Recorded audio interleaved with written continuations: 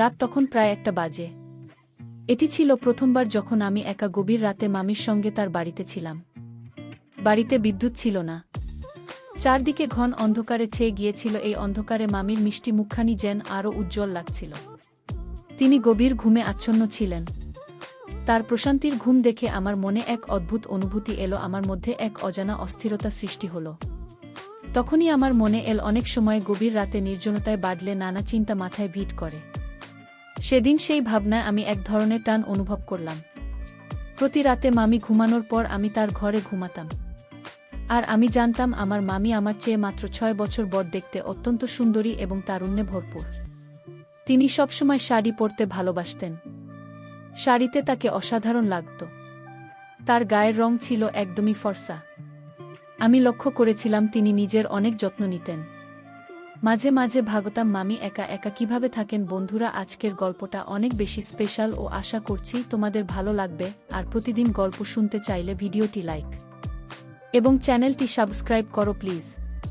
তার বিয়ে হয়েছিল মাত্র 5 মাস আগে, কিন্তু তার পরপরই তার স্বামী বিদেশে চলে গিয়েছিলেন।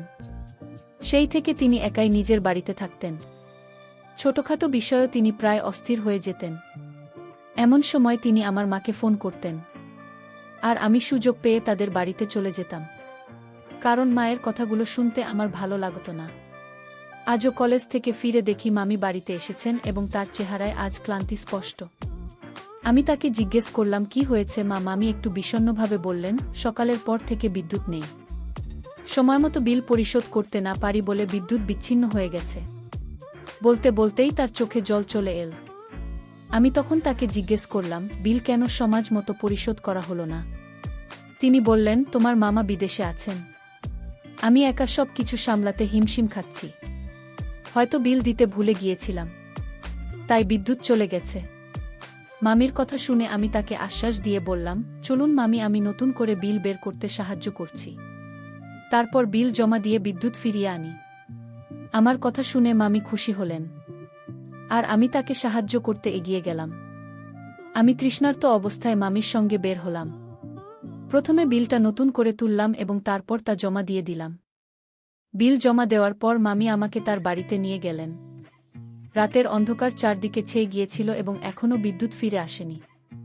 আমরা ঘরে ঢোকার পর চারদিকে কিছুই দেখা যাচ্ছিল না।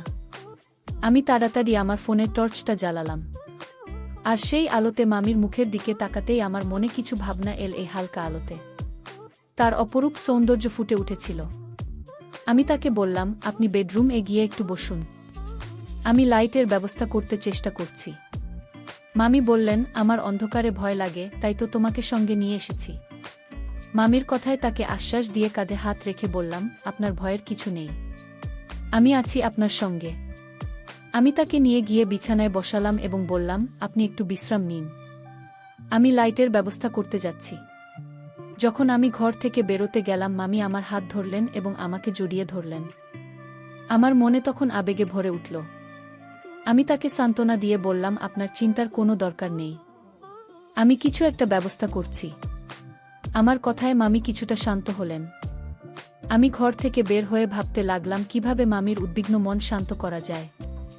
মামি আমাকে সব সময় নিজের আত্মীয়ের মতোই বিশ্বাস করতেন। তার উদ্বেগ কমানোর জন্য আমি দুধের গ্লাসে সামান্য ঘুমের ওষুধ মিশিয়ে দিলাম, যাতে তিনি একটু ভালো করে বিশ্রাম নিতে পারেন। তখনও বিদ্যুৎ আসেনি, তাই মামি সেই দুধ খেয়ে আমার সঙ্গে কিছুক্ষণ কথা বলতে লাগলেন। মামি খুবই অস্থির ছিলেন। তার মন বলছিল, মামা হয়তো বিদেশে গিয়ে অন্য কারো সঙ্গে সম্পর্ক গড়েছেন। মামা বিদেশে যাওয়ার পর থেকে তার কোনো খোঁজ নেননি বা কোনো খবর পাঠাননি, তাই মামি দুশ্চিন্তাগ্রস্ত হয়ে পড়েছিলেন। মামার কথা বলতে বলতে মামির চোখ ভিজে উঠল, আর আমি তাকে সান্ত্বনা দেওয়ার চেষ্টা করলাম। আমি মামিকে বললাম যে তার দুশ্চিন্তা করার কোনো কারণ নেই। মামা কখনো এমন কিছু করবেন না যা তাকে কষ্ট দেবে। মামি আমার পাশে দাঁড়িয়ে ভীষণ আবেগপ্রবণ হয়ে কাঁদছিলেন। আমি তাকে শান্ত করার চেষ্টা করলাম এবং অপেক্ষা করছিলাম যে তিনি কখন একটু ঘুমিয়ে পড়বেন, যাতে তার মানসিক ক্লান্তি কিছুটা দূর হয়।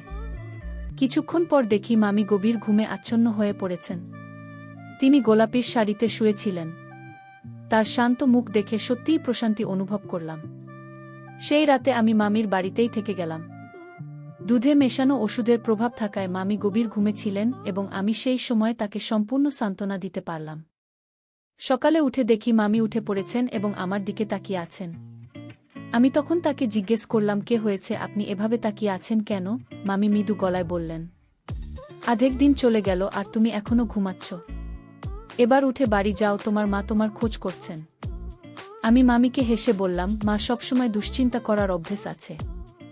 আমি তো আর অন্য কোথাও যাইনি, আমি মামির কাছেই ছিলাম। মামি তখন মৃদু হাসি দিয়ে বললেন, এত কথা বলার দরকার নেই। তুমি আমার বিছানায় কেন ঘুমালে? বাড়িতে তো আরও ঘর ছিল, তুমি চাইলেই অন্য ঘরে ঘুমাতে পারতে। মামির কথায় আমি একটু অপ্রস্তুত হয়ে গেলাম, তবে বুঝতে পারলাম যে তিনি রাতের ঘটনাগুলো নিয়ে কিছুই মনে করেননি। মামির কথাগুলো এড়িয়ে আমি উঠে ফ্রেশ হয়ে নিলাম। তারপর বাড়ি ফেরার জন্য প্রস্তুত হলাম। বাড়িতে পৌঁছে দেখি মা রাগ করে বসে আছেন। বললেন, কাল সকালে গিয়েছ, আজ ফিরছ? আমি মাকে বললাম, মামি অন্ধকারে একা থাকতে ভয় পাচ্ছিলেন, তাই থেকে গিয়েছিলাম। এখন সকালে বিদ্যুৎ এসে গেছে, তাই তিনি নিশ্চিন্ত আছেন। মা তখন বললেন, তোমার মামির এমনই স্বভাব, সবসময় ছোট ছোট বিষয় নিয়ে দুশ্চিন্তা করেন। তার মনে হয় তার স্বামী বিদেশে গিয়ে অন্য কোথাও আসক্ত হয়েছেন, সে তো সেখানে কাজ করছে, কিন্তু মামি চান যে তিনি যেন সবসময় ফোন এ তার সঙ্গে কথা বলেন। মামা এই অতিরিক্ত চিন্তার অভ্যাস নিয়ে বিরক্ত ছিলেন, আর আমি মায়ের কথা চুপচাপ শুনে যাচ্ছিলাম। এভাবেই দুদিন কেটে গেল এবং আমি মামির বাড়ির দিকে আর যাইনি। তবে মঞ্চা ছিল কিভাবে আবার মামির বাড়িতে যাওয়া যায়। দুদিন পর সন্ধ্যায় বন্ধুবান্ধবের সঙ্গে সময় কাটিয়ে বাড়ি ফিরলাম এবং দেখলাম মা পনিরের তরকারি রান্না করছেন। মায়ের সামনে ইচ্ছে করেই বললাম, মামি তো পনিরের তরকারি ভীষণ পছন্দ করেন, যদি কাছেই থাকতেন তবে দিয়ে আসতাম। মা মামির উপর মাঝে মাঝে বিরক্ত হলেও তাকে খুব ভালোবাসেন। আমার কথা শুনে মা বললেন, মামির বাড়ি এতটাও দূরে নয়, তুমি তো বাইক নিয়ে 5 মিনিট এই পৌঁছে যেতে পারো, যাও গিয়ে দিয়ে এসো। আমি মনে মনে এই সুযোগের অপেক্ষায় ছিলাম, মুখে একটু অনিচ্ছার ভান করে বললাম, ঠিক আছে, আপনি প্যাক করে দিন, আমি দিয়ে আসছি।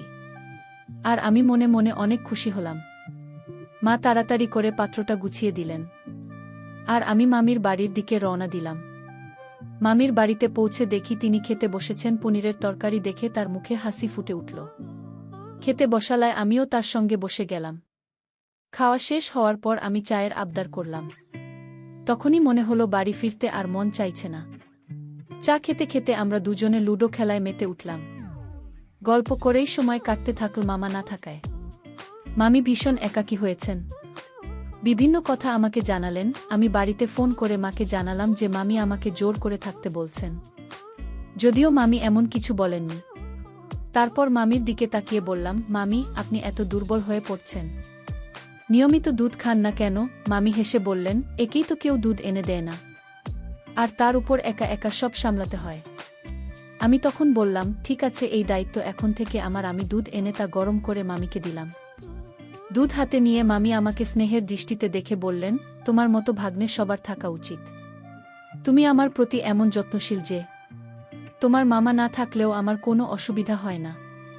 মামির কথা শুনে আমি মৃদু হেসে বললাম, কিন্তু তিনি জানতেন না যে আমার এই যত্নের পিছনে ভিন্ন উদ্দেশ্য রয়েছে। মামি দুধ পান করলেন এবং কিছুক্ষণ লুডো খেলার পর নিজের ঘরে ঘুমাতে চলে গেলেন। তার ঘুমের মধ্যে আমি রাতটা নিরিবিলি কাটিয়ে দিলাম। ভোরবেলায় ক্লান্তি অনুভব করে কিছুটা বিশ্রাম নিলাম। মামির কথা মনে পড়ায় আমি পাশের সোফায় শুয়ে পড়ি, যেন কোনোভাবে তিনি সন্দেহ না করেন। পরদিন সকালে আমি একটু দেরি করে ঘুম থেকে উঠলাম। যখন আমি উঠলাম, মামিও আমার সঙ্গে জেগে উঠলেন। তিনি বললেন, তুমি রাতে এখানে ছিলে, তোমার মা তো চিন্তা করবেন। আমি হাসি দিয়ে বললাম, না, আমি মাকে আগেই ফোনে জানিয়েছি। তিনি বরং খুশি যে আপনার পাশে কেউ ছিল, নইলে একা একা আপনি কিভাবে সময় কাটান। এইভাবেই মা সব সময় চিন্তিত থাকতেন। বিকেলের দিকে আমি বাড়ি ফিরে এলাম। মা তখন বললেন, তোমার পড়াশোনার দিকে খেয়াল দাও। মামির কাজে সারাক্ষণ লেগে থাকলে তোমার নিজের ভবিষ্যৎ নিয়ে চিন্তা করা হবে না। আমি তখন মাকে বললাম, মা, তিনি তো একা থাকেন, যদি আমরা তার কাজে একটু সাহায্য করতে পারি তাহলে খারাপ কি? তারপর আমি বললাম, এখন থেকে আমি প্রতিদিন রাতে মামির বাড়ি যাব, যাতে একটু পাহারা দেওয়া হয়। পাড়ার লোকজন বলছিল সম্প্রতি চুলের সমস্যা বেড়েছে। আমার কথা শুনে মা একটু চিন্তিত হলেন। তারপর বললেন, ঠিক আছে, তবে সকালে ঠিক সময়ে ফিরে আসবে, তোমার ক্লাস যেন মিস না হয়। আমি মাকে প্রতিশ্রুতি দিলাম যে প্রতিদিন সকালে সঠিক সময়ে ফিরে আসব বা সেখান থেকে কলেজে চলে যাব। আমি ভাবলামও এভাবে প্রতিদিন মামির বাড়ি থাকলে পড়াশোনার ক্ষতি হবে না। আমি মামিকে বললাম সাম্প্রতিক সময়ে পাড়ায় চুরির ঘটনা বেড়েছে এবং কয়েকটি গল্প বললাম, যা শুনে মামি কিছুটা ভীত হয়েছিলেন। এরপর থেকে আমি প্রতিদিন রাতে দুধ নিয়ে মামির ঘরে যেতাম। মামি দুধ খেয়ে ঘুমিয়ে পড়লে আমি তার নিরাপত্তার দায়িত্ব পালন করতাম। আমার এই দায়িত্ব পালন করতে পেরে বেশ সন্তুষ্ট ছিলাম, কারণ মামিও এতে বেশ আশ্বস্ত ছিলেন। ধীরে ধীরে মামি নিজেই আমাকে রাতে থেকে যাওয়ার কথা বলতেন, আর মাকেও চিন্তা করতে হতো না, কারণ আমি ঠিক সময় কলেজে যাচ্ছিলাম। আর রাতের মামির সাথে আমার সমঝোতা ভালো ছিল। তিনি এখনও জানতেন না যে আমি কেন তার কাছাকাছি থাকতে চাইছিলাম। তবে আমার জন্য একটানা রাত জেগে সকালে উঠে ক্লাসে যাওয়া কঠিন হলেও আমি কোনোভাবে সামলে নিচ্ছিলাম। কিছুদিন পর একদিন রাতে মামির ঘরে দুধ নিয়ে গেলে তিনি হঠাৎ বললেন, আজকাল মনে হচ্ছে আমি খুব গভীর ঘুমে আচ্ছন্ন হয়ে যাই। মাঝরাতে একবারও ঘুম ভাঙে না, অথচ আগে এমনটা কখনো হতো না। এরপর মামি আরও বললেন, আজ বিকেলে ঘর পরিষ্কার করতে গিয়ে ডাস্টবিনে এমন কিছু পেলাম যা দেখে অবাক হয়ে গেছি। মামির কথা শুনে আমার শরীর ঘামি ভিজে গেল।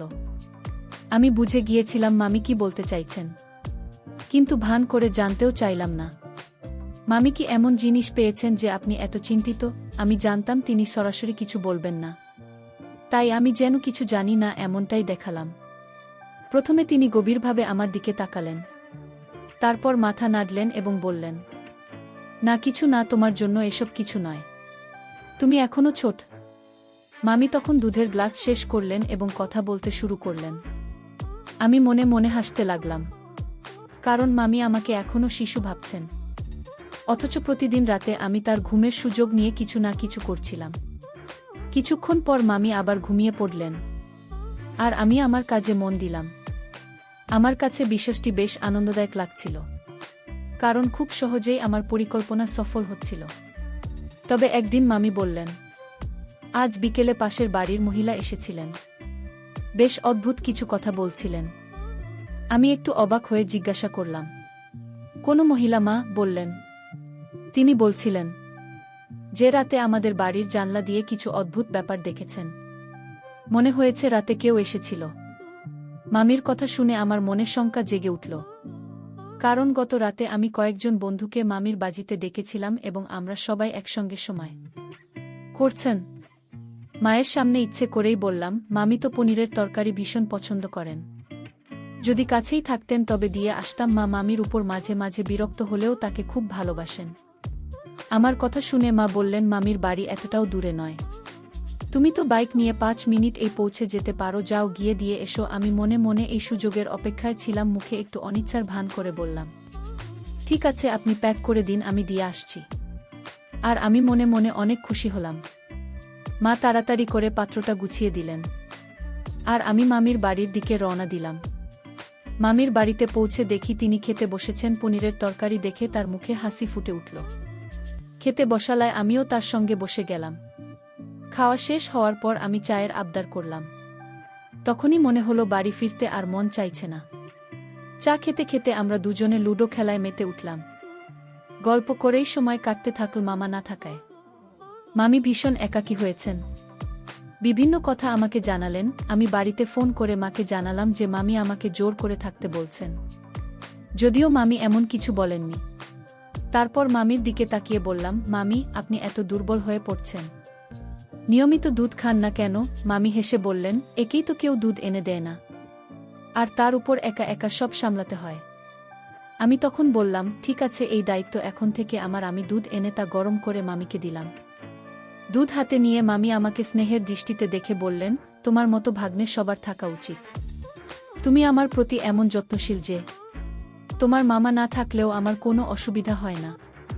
মামির কথা শুনে আমি মৃদু হেসে বললাম, কিন্তু তিনি জানতেন না যে আমার এই যত্নের পিছনে ভিন্ন উদ্দেশ্য রয়েছে। মামি দুধ পান করলেন এবং কিছুক্ষণ লুডো খেলার পর নিজের ঘরে ঘুমাতে চলে গেলেন। তার ঘুমের মধ্যে আমি রাতটা নিরিবিলি কাটিয়ে দিলাম। ভোরবেলায় ক্লান্তি অনুভব করে কিছুটা বিশ্রাম নিলাম। মামির কথা মনে পড়ায় আমি পাশের সোফায় শুয়ে পড়ি, যেন কোনোভাবে তিনি সন্দেহ না করেন। পরদিন সকালে আমি একটু দেরি করে ঘুম থেকে উঠলাম। যখন আমি উঠলাম মামিও আমার সঙ্গে জেগে উঠলেন।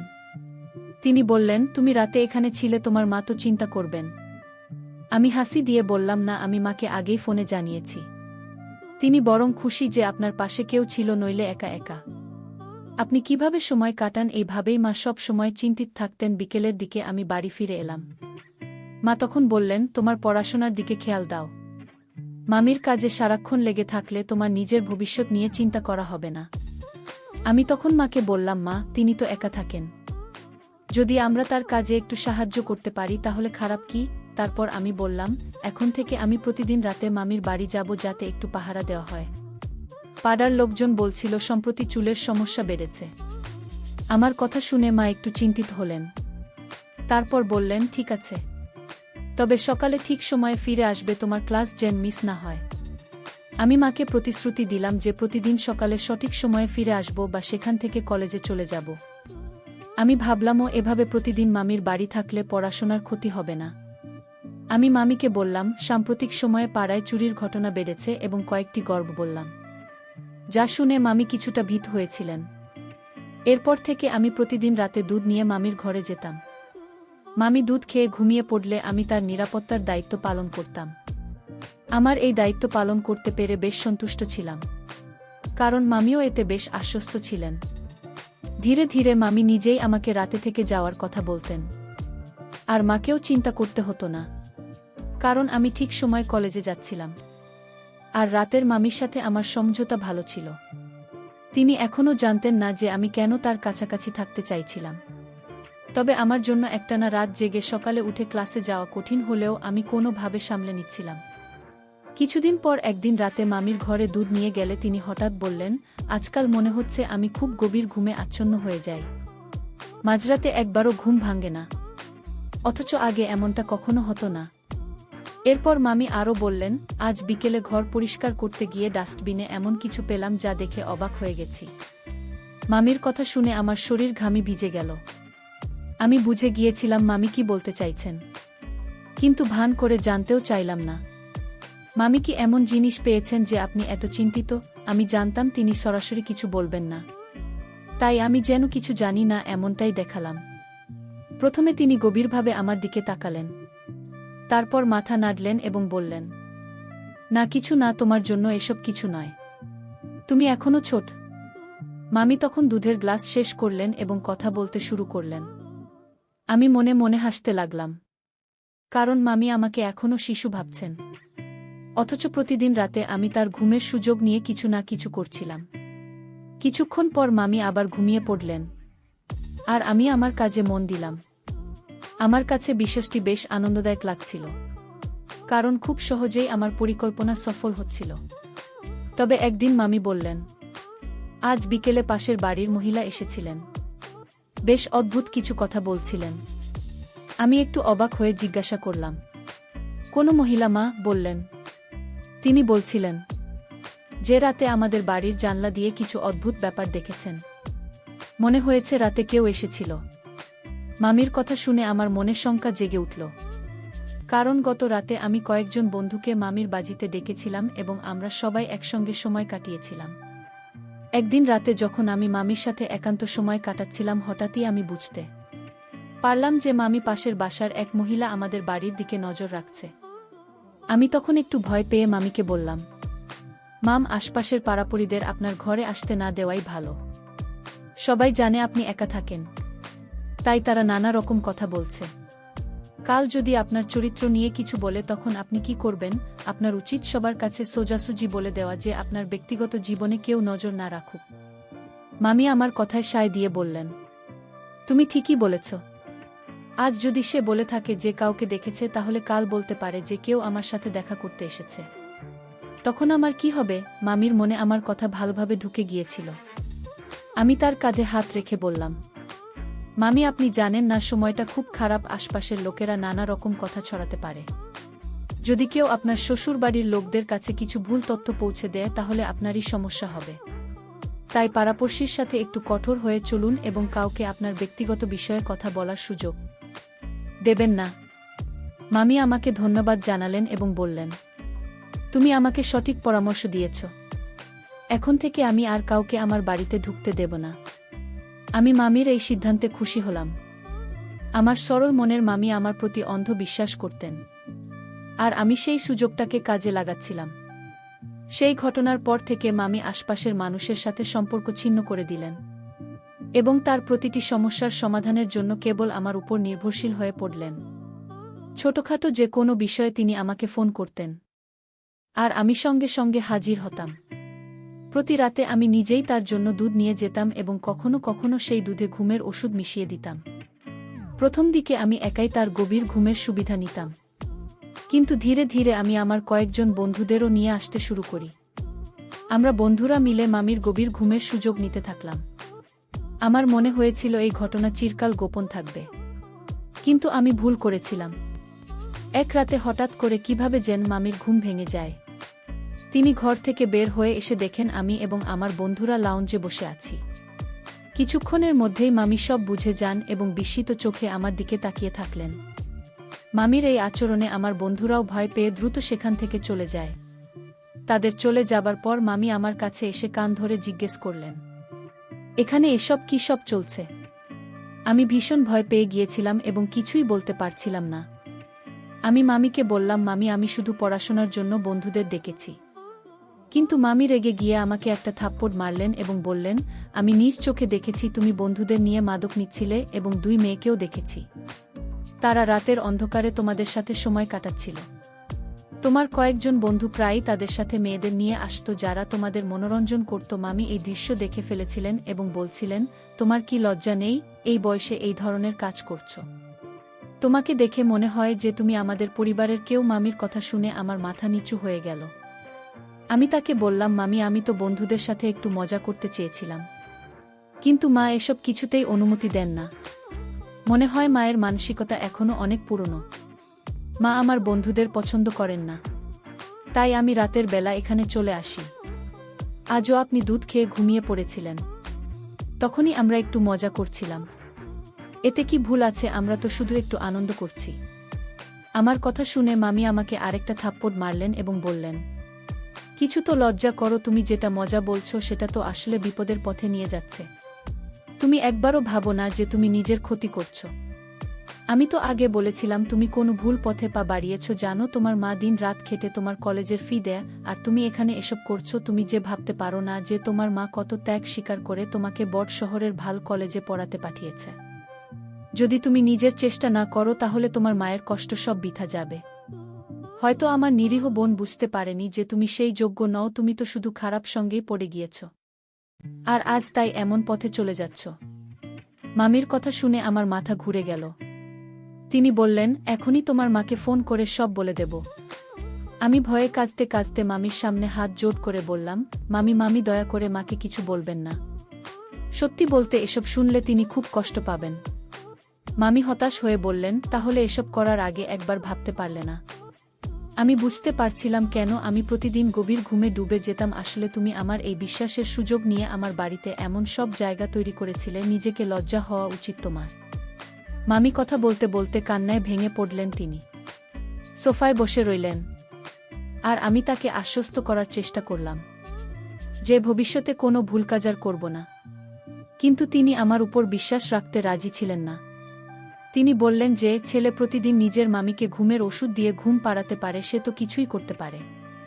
তুমি আমার একাকিত্বের সুযোগ নিয়ে বাড়িটাকে প্রায় একটা ক্লাব বানিয়ে ফেলেছিলে। লজ্জা হয় এটা বলতে যে তুমি আমার ভাগিনা। আমি তার পায়ের কাছে বসে মাফ চাইতে লাগলাম, কিন্তু মামি সেই রাতেই আমাকে বের করে দিয়ে বললেন, এবার থেকে আমার বাড়িতে পা রাখা সাহস করো না। আমি চুপচাপ রাতের অন্ধকারে মামির বাড়ি থেকে বেরিয়ে নিজের বাড়িতে ফিরলাম। মা আমাকে দেখে চিন্তিত হয়ে জিজ্ঞেস করলেন, কি হয়েছে? আমি মিথ্যে বললাম, আমার শরীর ভালো লাগছিল না, তাই মামির বাড়িতে। এরপর সোজা নিজের ঘরে চলে গেলাম। আমার মনে একটাই ভয় ছিল, যদি মামি মাকে সব বলে দেন তাহলে বাবা কখনো আমাকে ক্ষমা করবেন না। তবে মামি আমার উপর দয়া করে কিছু বলেননি, কিন্তু তিনি কঠোরভাবে নির্দেশ দিয়েছিলেন যেন আমি আর সেই বন্ধুদের সাথে কোনো সম্পর্ক না রাখি। আমি মামির কথা শুনলাম, কিন্তু এরই মধ্যে কলেজে আমার পড়াশুনো একেবারে খারাপ হয়ে গেল। পরবর্তী সেমিস্টার এ আমি সম্পূর্ণভাবে ফেল করলাম। এই সংবাদ শুনে আমার মা খুবই ভেঙে পড়লেন এবং বাবাও প্রচণ্ড রেগে গেলেন।